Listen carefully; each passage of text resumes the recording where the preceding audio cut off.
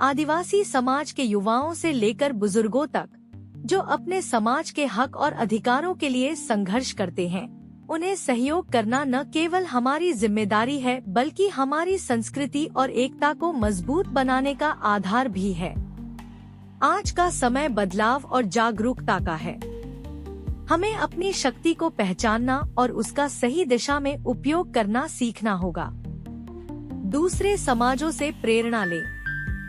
यह बात आपने भी देखी होगी कि दूसरे समाजों में जो लोग समाज की भलाई और अधिकारों के लिए संघर्ष करते हैं, उनके समाज के लोग हर संभव मदद करते हैं। उदाहरण के लिए हार्दिक पटेल, पाटीदार समाज, जिग्नेश मेवाणी, दलित समाज, अल्पेश ठाकुर, ओबीसी समाज। इन नामों ने अपने समाज की एकता और समर्थन के बल पर बड़े आंदोलन खड़े किए। लेकिन दुख की बात यह है कि आदिवासी समाज में जो युवा समाज सेवा या राजनीति में कदम रखना चाहते हैं, उन्हें वह सहयोग नहीं मिलता जिसकी उन्हें सख्त जरूरत होती है। युवा आदिवासियों के लिए मार्गदर्शन। जो युवा आदिवासी समाज सेवा या राजनीति में आना चाहते हैं, उन्हें यह समझना होगा कि दोनों क्षेत्रों के बीच स्पष्ट अंतर है। समाज सेवा और राजनीति में अंतर। समाज सेवा यह पूर्णतः निस्वार्थ भावना से जुड़ा होता है। आपको लोगों के लिए काम करना होगा, भले ही इसका सीधा फायदा आपको न मिले। राजनीति, इसमें आपको समाज के लिए काम करना होगा, लेकिन इसके लिए रणनीति, समर्थन और खुद को साबित करने का समय चाहिए। समर्पण और धैर्य जरूरी है। राजनीति या समाज सेवा में सफलता एक दिन में नहीं मिलती। इसके लिए आपको 5 से 10 साल तक पूरी निष्ठा और धैर्य के साथ काम करना होगा। यह संघर्ष आपको मानसिक रूप से मजबूत बनाएगा। आजीविका का प्रबंध करें। संघर्ष के दौरान आपको अपने जीवन यापन के लिए साधन जुटाने होंगे। यह सुनिश्चित करें कि आपकी आय का स्रोत बना रहे। आपको अपने परिवार और खुद के खर्चों का ध्यान रखना होगा। प्रारंभ में अपना धन भी निवेश करना पड़ सकता है। आदिवासी युवाओं को खुद को कैसे तैयार करना चाहिए? मानसिक रूप से मजबूत बने।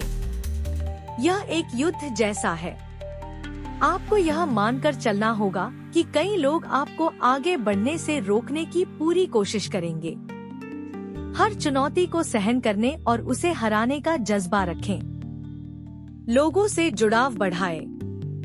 जितना अधिक आप लोगों से जुड़ेंगे, उतना ही बड़ा आपका समर्थन तंत्र बनेगा। सोशल मीडिया पर सक्रिय रहें, लेकिन जमीन पर भी लोगों से जुड़ने का प्रयास करें। वित्तीय प्रबंधन करें।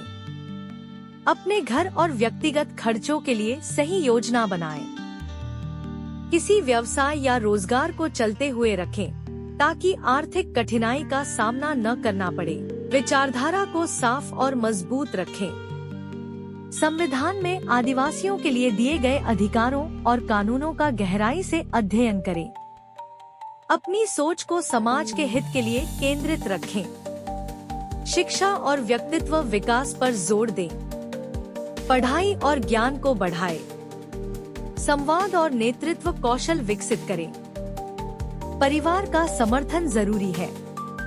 अपने परिवार से अपनी योजनाओं पर चर्चा करें। उन्हें मानसिक रूप से तैयार करें ताकि वे आपके संघर्ष के दौरान आपको समर्थन दे सकें। समाज के हित के मुद्दों पर काम करें। आदिवासी समाज के हित के मुद्दों को पहचानें और उन पर काम करें। उदाहरण, संवैधानिक अधिकार, भूमि अधिकार, शिक्षा और रोजगार, स्वास्थ्य सेवाओं की उपलब्धता, महिलाओं और बच्चों की सुरक्षा, आदिवासी संस्कृति और परंपरा का संरक्षण। भ्रष्टाचार से दूर रहें। राजनीति और समाज सेवा के क्षेत्र में भ्रष्टाचार के लिए कोई जगह नहीं है। अपने आदर्शों पर कायम रहें। अगर आप अपने समाज का प्रतिनिधित्व करना चाहते हैं, तो आपको ईमानदारी और पारदर्शिता का उदाहरण बनना होगा। समाज सेवियों के सम्मान का महत्व। आपने ऐसे कई युवा और डॉक्टरों को देखा होगा जो मीडिया, सोशल मीडिया या लाइमलाइट से दूर रहते हैं, लेकिन समाज में उनका मान सम्मान बहुत है क्योंकि इन लोगों ने समाज के लिए काम किए हैं। यह इस बात का प्रमाण है कि सच्चे दिल से किए गए प्रयास कभी व्यर्थ नहीं जाते। आदिवासी समाज के सहयोग का महत्व। आज का समय आपसी सहयोग और समर्थन का है। हर आदिवासी व्यक्ति को यह समझना होगा कि जो युवा या बुजुर्ग समाज के लिए लड़ रहे हैं, उन्हें समर्थन देना हमारा कर्तव्य है। यह सहयोग केवल आर्थिक नहीं, बल्कि नैतिक और मानसिक रूप से भी होना चाहिए। निष्कर्ष, आदिवासी समाज को अपनी शक्ति पहचाननी होगी, युवाओं को अपनी जिम्मेदारी समझनी होगी और समाज को उन्हें प्रोत्साहित करना होगा। यह समय जागरूकता और एकता का है। अगर हम आज से शुरुआत करेंगे, तो कल एक मजबूत और संगठित आदिवासी समाज बना पाएंगे। और एक बात जो मैं आपको जरूर बताना चाहूँगा, वह यह है कि आगे बढ़ने के लिए आपको बड़े और बुजुर्गों के मार्गदर्शन और आशीर्वाद की हर कदम पर आवश्यकता होगी। आदिवासी समाज जल, जंगल और जमीन का न केवल रक्षक है, बल्कि एक महान योद्धा भी है, जिसने सदियों से प्रकृति और मानवता के बीच संतुलन बनाए रखा है। उनके कंधों पर पूरी मानव जाति के अस्तित्व को बचाने का न सिर्फ भार है, बल्कि यह उनका सौभाग्य भी है कि वे पृथ्वी की आत्मा, उसकी धरोहर और उसकी संपदा के सच्चे संरक्षक हैं।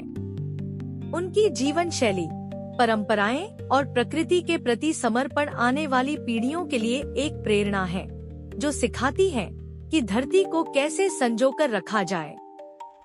आदिवासी समाज के जागरूक और संगठित होने का सपना आपकी और हमारी एकता से पूरा होगा। आइए इस दिशा में पहला कदम उठाएं। डॉक्टर भाविन कुमार शांतिलाल वसावा, भरूच।